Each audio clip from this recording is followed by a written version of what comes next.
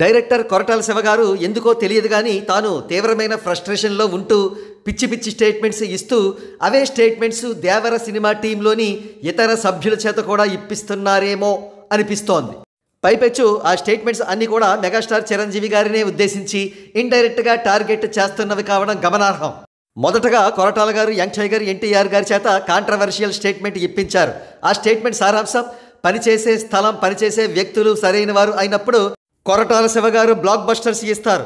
ఎన్టీఆర్ ఇచ్చిన ఈ స్టేట్మెంట్ వివాదాస్పదమైంది. ఆ తర్వాత కొద్ది రోజులకే కొరటాల శివ మరొక ఇంటర్వ్యూలో మాట్లాడుతూ మన పని మనల్ని చేసుకొనిస్తే అంతా ప్రశాంతంగా ఉంటుంది, అంతేగాని వేలు పెట్టి కెలక్కూడదు అన్నట్లుగా వ్యాఖ్యానించారు. ఇక తాజాగా దేవర సినిమాకు పనిచేసిన రామజోగయ్య శాస్త్రి గారిది కూడా అదే తీరు. ఆయన దేవర సినిమా సక్సెస్ మీట్లో మాట్లాడుతూ ఎవరి పని వాళ్ళని చేసుకొనిస్తే రిజల్ట్ దేవరలా ఉంటుంది అన్నారు. చిత్రం ఏమిటంటే రామజోగయ్య గారి కామెంట్స్కు విరుద్ధంగా దేవర చిత్రానికి పూర్ టాక్ రన్ అవుతోంది ప్రస్తుతం.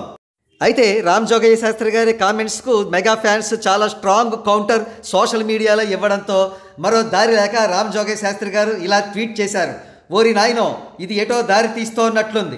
నా ఉద్దేశం శివగారు తన టెక్నీషియన్స్కి స్వేచ్ఛనిస్తారని, అంతే తప్ప మరొకటి కాదు, విపరీతార్థాలు తీయవద్దని మనవి అని వేడుకున్నారు. కాగా కొరటాల శివగారు ఎందుకింత విచిత్రంగా ప్రవర్తిస్తున్నారో ఎవరికీ అర్థం కావడం లేదు. ఆచార్య విషయంలో వేలు పెట్టి కెలుక్కుంది మరెవరో కాదు, కొరటాల గారే.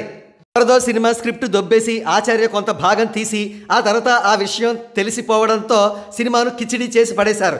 అక్కడితో ఊరుకోకుండా దర్శకత్వంలో మాత్రమే ఇన్వాల్వ్ కాకుండా ప్రొడక్షన్ మరియు డిస్ట్రిబ్యూషన్ రంగాల్లో కూడా వేలు పెట్టి ఆచార్యను సర్వనాశనం చేసి పడేశారు కొరటాల శివ గారు. అయినప్పటికీ బుద్ధి తెచ్చుకోకుండా తాను స్టేట్మెంట్స్ పిచ్చి పిచ్చిగా ఇవ్వడం మాత్రమే కాకుండా ఎన్టీఆర్ గారి చేత రామజోగయ్య గారి చేత కూడా ఇప్పించారు. కొరటాల శివ గారు ఎప్పటికైనా కళ్ళు తెరుచుకుని గో గ్రీన్ క్యాంపెయిన్ రన్ అవుతోన్న దేవర దుర్భర పరిస్థితిని దృష్టిలో పెట్టుకుని సరైన ప్రమోషనల్ యాక్టివిటీస్తో ఆ సినిమాను ముందుకు తీసుకువెళితే ఆ సినిమా మంచి కలెక్షన్స్తో బ్రతికి బట్ట కట్టే అవకాశం ఉంది.